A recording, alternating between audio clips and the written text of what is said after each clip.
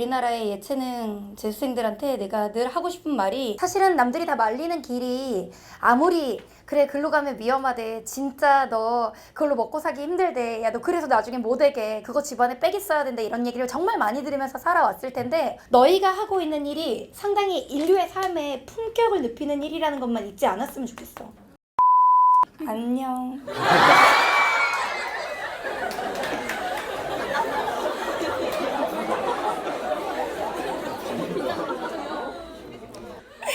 자, 오케이, 좋아. 오늘 D- 이제 80 며칠이지? 86일. 자, 오늘이 지금 며칠이냐면 19년 8월 20일. 어쨌든 오늘부터 내가 너희한테 좀 해주고 싶은 말 하나를 할게. 자, 우선 내가 얘기하고 싶은 거 몇 가지만 좀 얘기하려고 그래. 첫째, 예체능은 너희가 작년에도 해봤지만 입시가 좀 길어, 그치? 입시가 남들은 그냥 수시에서 끝나는 애들도 있고, 그리고 정시까지 가는 애들도 있는데, 우리는 막 입시 실기 미술까지 하기 때문에, 실기 음악도 하고 이제 그러기 때문에 입시가 남들보다 길어서 작년에도 엄청나게 좀 긴 입시를 치러내고, 그리고 나서 또 결과가 나오고 바쁘게 또 재수를 시작하면서, 솔직히 다른 애들보다는 심리적으로 쉴 시간이 너무 없이 달려서, 특히 우리나라의 예체능 재수생들한테 내가 늘 하고 싶은 말이, 내가 이렇게 남들보다 힘든 길을 가고 있나라는 생각 많이 했을 거야. 내가 사실 이미영 씨라는 언니가 있어. 경찰관을 가격하고 쓰레기 봉투를 던졌던, 유튜브에 얼마 전에 썰이 올라갔는데, 이미영 씨 신입생 오리엔테이션에 술 마시고 경찰관 폭행 썰 막 이런 게 올라갔어. 근데 벌써 60만 뷰야. 거기에 막 댓글에 어떤 게 달렸냐면 이런 게 달렸어. 저는 학창 시절에 고등학교 때 드라마나 이런 애들이 대학교 신입생 때 술 마시고 막 폭행하고 막 이렇게 막 주정 부린 썰 보면 너무 이해가 안 됐는데, 그때부터였을까요? 제 자신을 이해하지 못한 게 막 이런 글이 달렸는데, 내가 가끔 이미영 씨 얘기를 하는데, 이미영 씨가 뭐를 전공했냐면 시각 디자인을 전공했었는데, 이미영 씨 같은 경우는 너희가 알다시피 내가 충북 진천군 덕산면 옥동리 출신이고, 하루에 버스 두세 대 오는 데서 진짜 아궁이에 불때 가는 집에서 내가 살았기 때문에 알다시피 이미영 씨가 고급 입시 미술 교육을 받을 수 있는 상황이 아니었단다. 그러다 보니 경제적인 힘듦이 있는 상황에서, 그러니까 집안에서 전폭적으로 지원하지 못하는 상황에서, 문제는 예술적 재능도 가지고 그쪽에 꿈도 가지고 있으니까 이걸 놓을 수는 없고, 근데 집에서 뭐 이렇게 백업은 제대로 안 해주고, 근데 이 재능이, 그래서 작은 언니가 나한테 맨날 얘기했어. 지영아, 나는 내가 그림을 안 좋아했으면 좋겠어. 내가 그림을 못 그렸으면 좋겠어. 이 길이 내 길이 아니었으면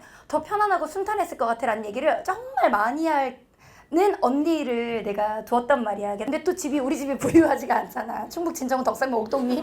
그러다 보니까, 근데 문제는 너무 독특한 길을 이제 걷다 보니까 작은 언니가 얼마나 방황했는지 힘들었는지 그런 걸 알고 있었는데, 특히 이미영 씨 같은 경우는 어떤 선택을 했냐면 입시 미술학원에서 이제 장학생 알바 같은 걸 하는 거야. 그래서 이제 칠판 지우고 이거 정리하고 이제 그런 일종의 장학 알바 같은 거지. 책상도 정렬해 놓고 이제 뭐 학원 아르바이트 겸 수업을 이제 견눈질로 배울 수 있는 그런 건데, 이미영 씨는 그때 당시에 워낙 재능이 많았고 이렇게 혼자서 배우지도 않고 학원 입시도 청소하면서 귀등으로만 들었지 사실 자기가 자리에 앉아서 배우지는 못했단 말이야. 그런데도 뭐 전국 디자인 대전 같은 데 가서 상도 타고 이제 그랬기 때문에 입상 실적도 좋고 워낙 실기도 잘했고, 이제 좀 그러기도 하고 좀 기운도 남다르고 뭐 호랑이 기운이 솟아나는 그런 캐릭터라서, 얼마 전에 이미영 씨랑 안마를 받으러 갔는데, 이게 마사지 있잖아. 근데 나는 여자분이 마사지를 해주고, 언니는 거기 원장님이 남자분인데 진짜 약손 마사지라고 유명한 분이야. 근데 그 남자분이 작은 언니 등을 이렇게 딱 쓰다듬더니, 어휴 운동하세요? 그래서 이미영 씨가 아닌데요 그랬더니 그분이 근데 몸이 왜 이래요? 막 이러더니. 자, 어쨌든 내가 왜 미영 언니 얘기를 하냐면, 미영 언니를 보면서 내가 느꼈던 게 있단 말이야. 이게 꿈이 예체능 쪽에 있거나 아니면 재능이 이쪽에 있거나 아니면 이미 선택해버린 진로여서 이제 더 이상 바꾸기도 늦어버린 상황에서 대한민국에서 예체능을 한다는 것이 얼마나 힘든가를 나는 간접 경험을 되게 많이 했단 말이야. 그뿐만 아니라 대학 가서도 만만치 않더라고. 대학에서 예체능 계열이 의외로 선배들 군기가 세. 그리고 교수님들이 꼰대가 엄청 많더라고. 그래가지고 너희가 우선 남들보다 힘든 길을 선택을 했는데 그래도 나는 이 결과가 참 좋았으면 좋겠어서 어쨌든 이미영 씨는 그렇게 우여곡절 끝에 대학을 가고 자기가 좋아하는 디자인도 하고 그리고 요즘은 어떤 쪽을 하고 있냐면 슈가크래프트라 그래서 이제 설탕공예 이쪽에서 전 세계 이제 영국에서 전 세계 대회가 있는데 거기서 금메달도 50개나 따고 전 세계적으로 그 분야 1인자여서 직업도 주고 자기가 그러니까 그런 어떤 공방 이 공방이지 이제 슈가아트도 만들고 그거에 같이 카페가 경업된 그런 프랜차이즈도 만들어서 프랜차이즈도 되고 어쨌든 사업체의 사장님이 되었어. 그러니까 이게 미술이라는 게 진짜 미술에서 끝나는 게 아니라 그래서 정말 내가 작가가 되거나 아니면 정말 뭐 아티스트에서 끝나는 게 아니라 그걸 응용해서 수많은 사업도 할 수 있고 전 세계적으로 인정받을 수 있는 명예도 누릴 수 있고 그걸 이용해서 프랜차이징 사업을 하니까 또 그것이 돈이 되고 이런 것들을 내가 언니의 삶을 봐왔잖아. 그래서 내가 그 얘기를 너희한테 하는 이유는 분명 남들보다 고된 길을 가고 있는 건 맞지만 그 길이 요즘 예체능 해가지고 대학 가서 졸업하고 난 다음에 뭘 할 수 있을까가 아니라 응용하다 보면 한도 끝도 없이 그 재능이 아주 남들보다 더 훨씬 더 날개를 펼치고 날아갈 수 있는 그런 재능이 될 수도 있다는 걸 너희한테 얘기해주고 싶었어. 어쨌든 나는 작은 언니의 삶을 보면서 뭐를 느꼈냐면 우선 여기 다 미술만 있는 건 아니겠지만 작은 언니는 미술 했으니까 자기가 가진 재능으로 자기가 그걸로 대학을 가고 그걸로 사업을 하고 그걸로 전 세계에서 어쨌든 가장 권위 있는 슈가크래프트 대회에서 계속 상도 타고 그게 이제 누적 금메달수로 막 이렇게 나오고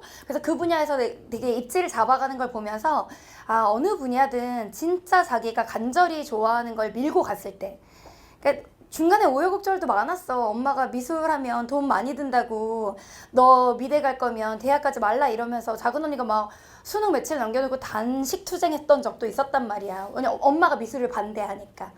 그냥 남들처럼 그냥 아무 대학이나 가지 굳이 미술을 한다 그래가지고 집안에 돈도 없는데 고생시킨다고 막 이렇게 작은 언니 엄청 구박했거든. 이미영 씨가 좀 중간에서 많이 구박을 당하긴 했어. 근데 내가 그 얘기를 하는 이유는 지금은 남들보다 너무 힘든 길처럼 느껴져도 나중에 지나고 나면 내가 좋아하는 걸 선택하길 잘했다. 내가 밀고 나가길 잘했다. 그냥 일반적인 사람보다 훨씬 풍부한 발전 가능성을 가지고 있다라는 걸 생각했으면 좋겠어. 내가 늘 얘기하는 게 꿈이 큰 사람이 되는 건 되게 중요해. 내가 지금은 입시 미술에 매몰돼 있지만 그것도 입시 음악에 매몰돼 있거나 아니면 입시 뭐 뮤지컬을 하거나 이런 사람들이 있을 거야. 이게 왜 뮤지컬인지 모르겠네. 근데 남들보다 분명히 좀 고생하면서 한 것은 나중에 어떤 방식으로든 보상이 되고 어떤 방식으로든 대가가 다시 돌아올 거라는 것만 너희가 알았으면 좋겠고 사실은 남들이 다 말리는 길이 아무리 그래 글로 가면 위험하대 진짜 너 그걸로 먹고 살기 힘들대 야 너 그래서 나중에 못 되게 그거 집안에 빽 있어야 된다 이런 얘기를 정말 많이 들으면서 살아왔을 텐데 정말 집안에 빽 없던 집안이 우리 집안이거든. 아빠는 고등학교만 졸업했고 엄마는 초등학교 중퇴시고 트럭 운전하고 막 아궁이 떼는 집에 살던 집인데도 재능이 있고 꿈이 있고 그걸 좋아하니까 좋아하는 사람 진짜 못 이기더라. 그걸 계속 밀고 나가니까 정말 막 작은 언니 카페에서 뭐 드라마도 찍고 막 많은 사람들이 와서 막 사진도 찍어서 블로그도 자기가 하지 않아도 사람들이 파워블로그들이 막 와서 방문해주고 하니까 홍보도 알아서 되고 그리고 나중에는 그런 슈가크래프트 하는 쇼핑몰도 온라인 쇼핑몰도 차렸는데 언니가 이제 공방이랑 이게 너무 같이 바쁘니까 그것도 큰 돈에 팔아먹고 사업체 매각하면 돈 많이 나오거든. 그러니까 나는 그걸 보면서 느꼈어. 사람이라는 게 꼭 어떤 재능, 우리가 생각하는 범위 안에서만 가능성이 정해져 있는 건 아니야. 그것이 어떤 식으로 펼쳐나가서 너희가 어떤 CEO가 되거나 어떻게 프랜차이징 하는 나중에 너희가 정말 그런 어떤 분야에서 또 되게 중요한 입지를 차지할 수도 있을 거라고 생각해서 이미영 씨 얘기를 하면서 그런 얘기를 했어. 처음에는 와 작은 언니는 진짜 고생을 한다. 차라리 미술에 대한 재능이 없었으면 더 편하게 살았을까라는 생각을 나는 학창시절에 언니를 보면서 했는데 지금 와서 보면 자기 좋아하는 거 끝까지 고집 피우고 한다고 하더니 결국 자기 좋아하는 일에서 성공했네라는 생각을 하면서 내가 언니를 되게 많이 바라보고 있거든. 물론 나도 강의를 좋아하고 내가 강의에서 많은 학생들을 만나고 너희가 그래도 이렇게 내가 뭐라고 박수 쳐주고 환영해주고 하는 이렇게 좋은 자리를 그래도 얻을 내가 언니 보면서 많이 느낀 건 사람은 확실히 자기 좋아하는 일 해야 맞는 것 같아. 그게 정말 남들보다 고생하는 길이어도 그건 감수 가능한 고생이 될 때가 되게 많거든. 남들이 고생할 거라고 했지만 그래도 내가 좋아서 선택한 길 밀고 나가다 보면 거기에 꼭 답이 있지 않을까라는 생각이 들어. 그래서 현실의 장벽에 너희가 너무 스스로의 가능성을 한계 짓지 않았으면 이라는 생각. 사람들의 시선에 나는 과연 이걸 전공해서 무얼 할 수 있을까라는 가능성을 너무 한정 짓지 않았으면, 그러니까 가능성이 무한하다는 것만 알았으면 좋겠고, 남들보다 험난한 길이지만 그만큼 더 가치 있는 길이라는 걸 꼭 알았으면. 솔직히 난 그래. 어떤 사람이 어떤 직업을 가질 때 꼭 고려해야 되는 게 있어. 이 직업을 통해서 또는 이 분야에서 내가 종사함으로써 세상에 얼마나 선한 영향력을 미칠까? 그 얘기를 내가 맨날 강의 중에서도 많이 하는데, 사실 예체능이 어느 분야니? 미술이야? 그림을 통해서 내가 아니 난 그래.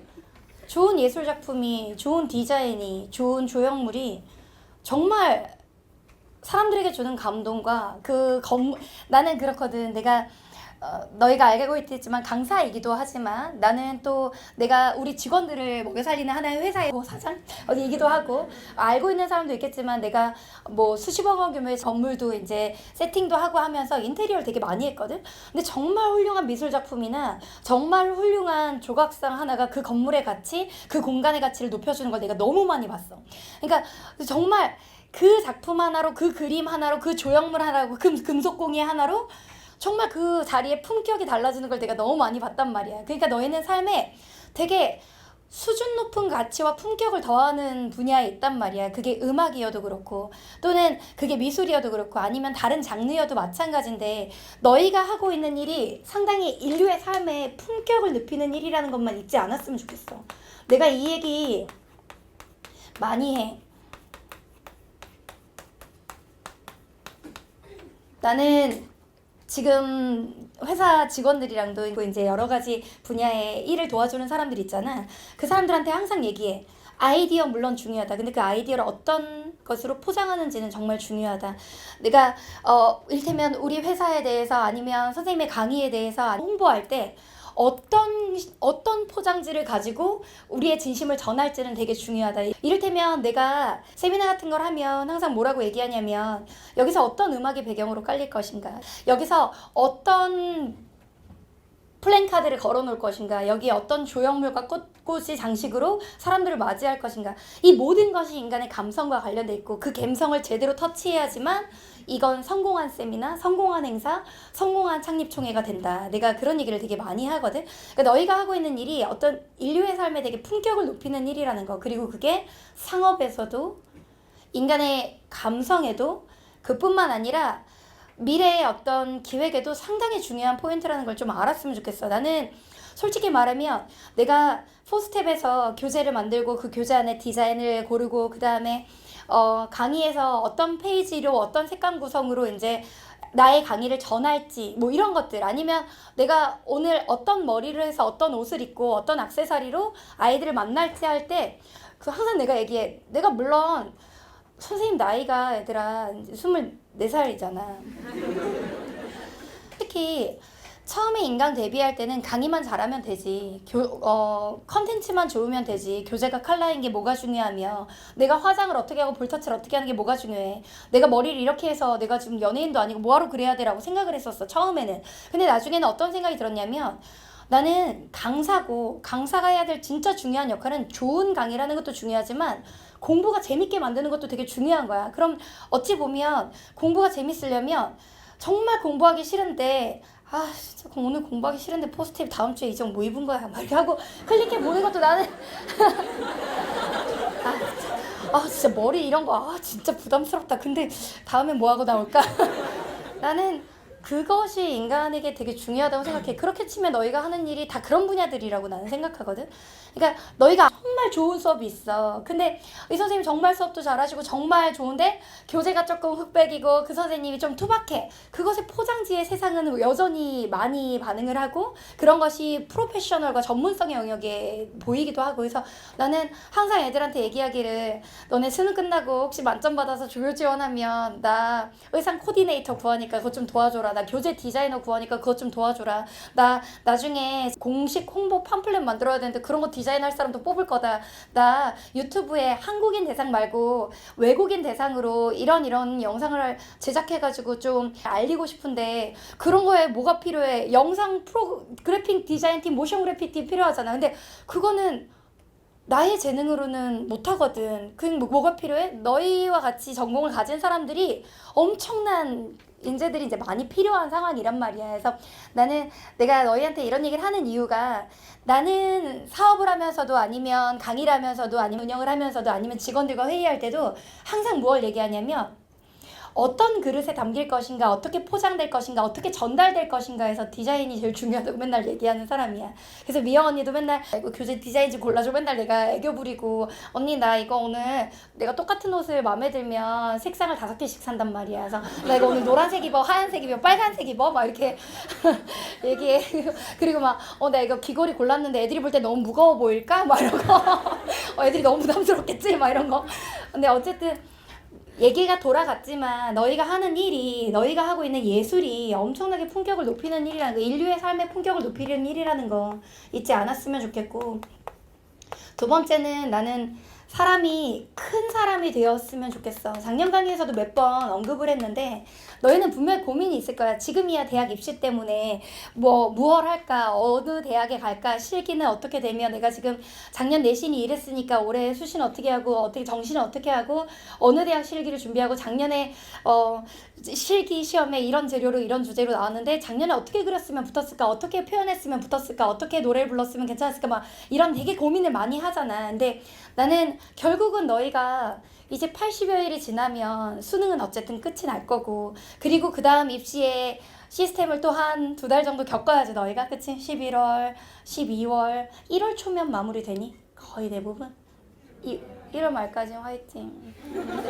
어쨌든 그런 상황이니까 그때 어쨌든 시간은 지나가. 너희가 알겠지만 이번에 재수 시작할 때도 그 지긋지긋한 수험 공부를 한 번 더 해야 된다니 라는 생각이 들지만 이렇게 시간이 빨리 지날지 사실 몰랐잖아. 예체능은 사실 그런 것도 있어. 여기 학원들에서 막 실기 중요하다 그래가지고 막 실기 시간 엄청 많이 투자했는데 알고 보니 수능의 점수가 어느 정도 안 나와주면 실기 기회가 안 주어지는 경우도 되게 많고. 어쨌든 입시는 끝이 날 거야. 그리고 너희는 내년에 캠퍼스에 가 있을 거야. 1년 더 하라 그래도 하기 싫잖아. 그치? 어떻게든 올해 맞춰서 갈 거잖아. 그치?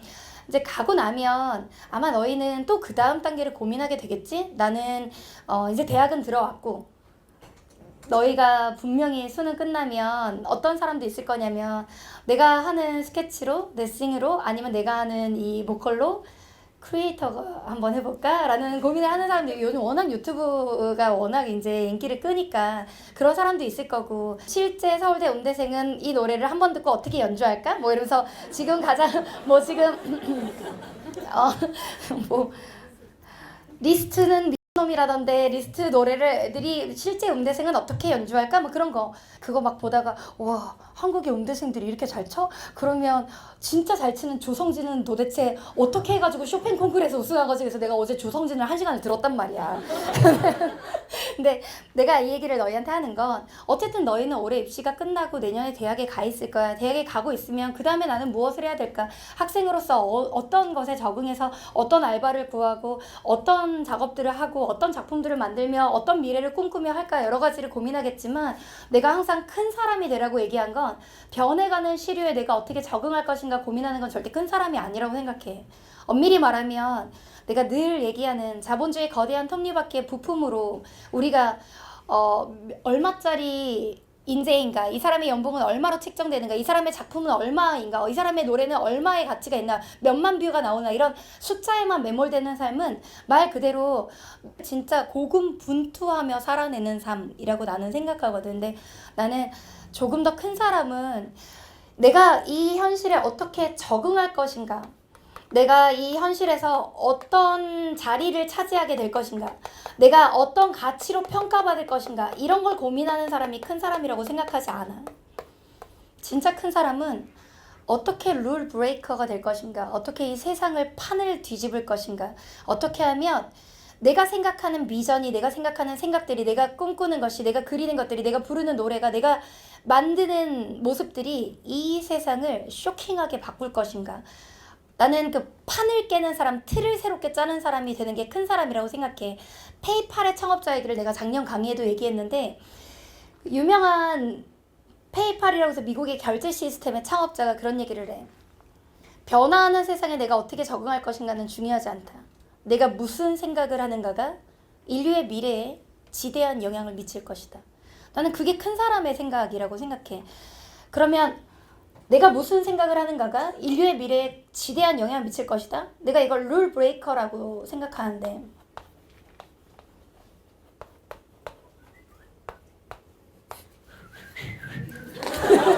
네, 어쨌든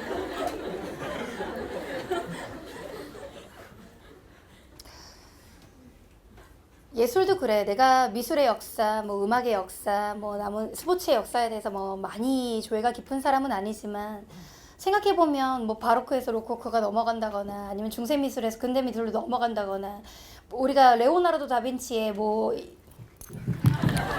이런 그림을 볼 때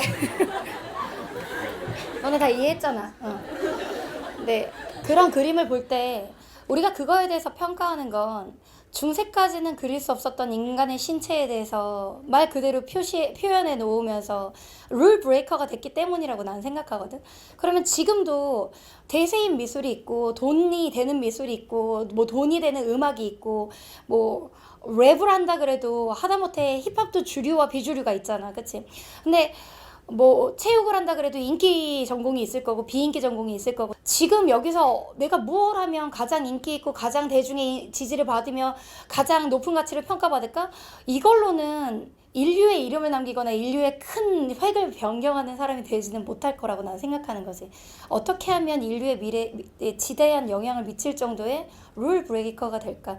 나는 이건 되게 중요한 고민이라고 생각해. 너희랑 내가 만약 뭐 몇만 명이 보는 강의에서 만나서, 얘들아 오늘은 포스텝 4주차 들어갈 거야. 지난주에 너희가 3주제를 말이야.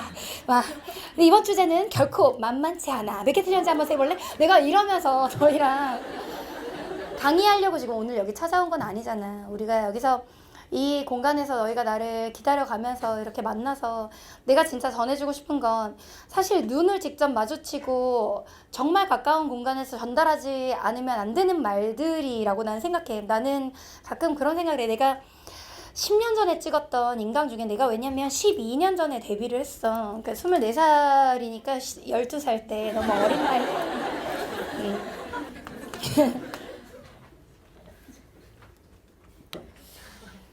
그때 무슨 생각을 했냐면, 그때 당시에는 진짜 여강사가 많이 지금보다 더 없었고, 지금도 마찬가지지만, 내가 강의할 때 내 강의에 대해서 컨텐츠 팀장이 서울대 공대 나온 사람이었는데, 그 사람이 그러는 거야. 선생님 말이 너무 많고 말이 너무 빠르고 판서량이 너무 많아서 판서량을 3분의 1로 줄이고 말을 느리게 하라는 거야.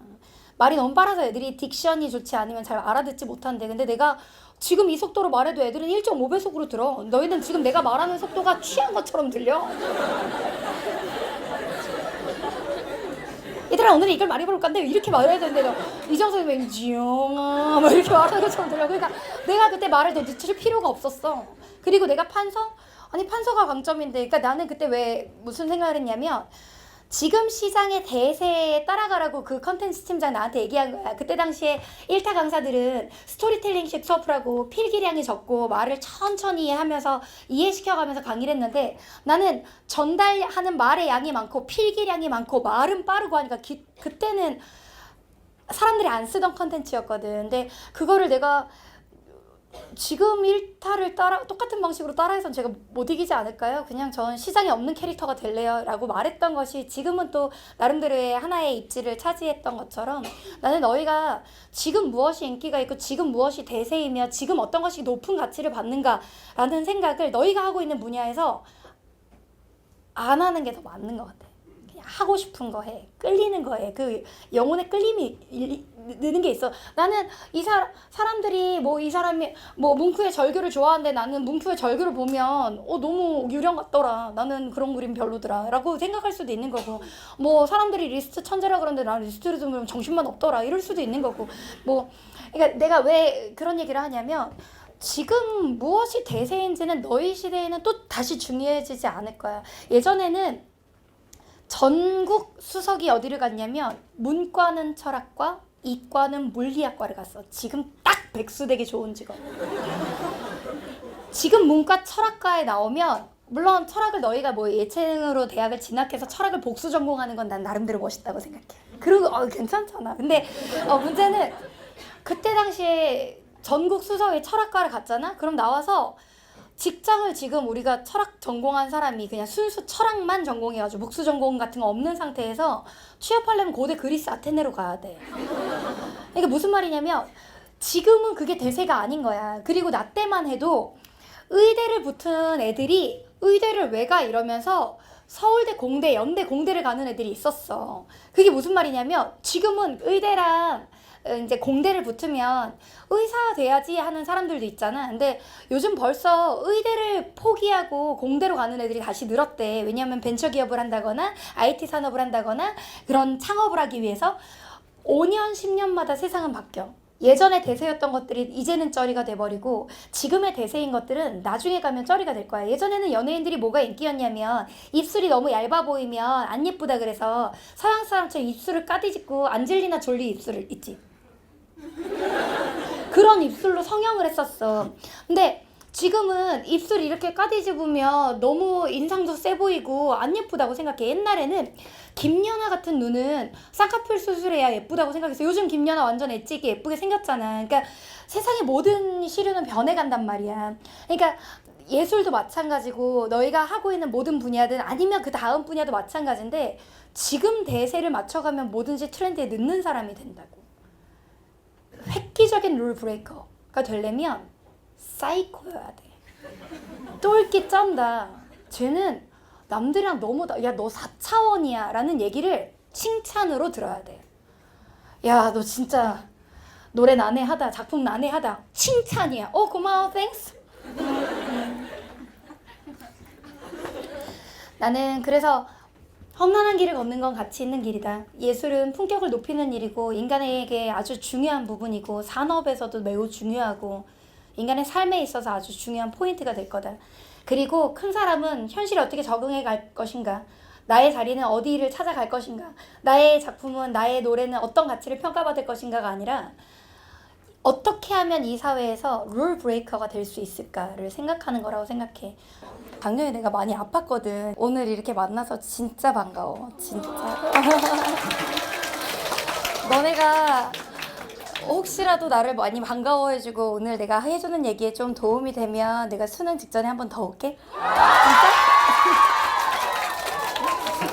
대신 오늘 내가 빈손으로 오진 않았고 리라쿠마 양치컵인데 여기에 도망쳐서 도착한 곳에 천국은 없다 지정 적혀 있어서 양치컵이나 아니면 책상 필통으로 쓰고, 하나는 위베어 베어스 보틀인데 엄청 예뻐. 요거 다 나눠줄 거야. 나중에 조금 시간 여유 있는 날 뒤에 비우고 오면 그때 또 와. 진짜? 오늘 어쨌든 시간 내서 와줘서 고마워.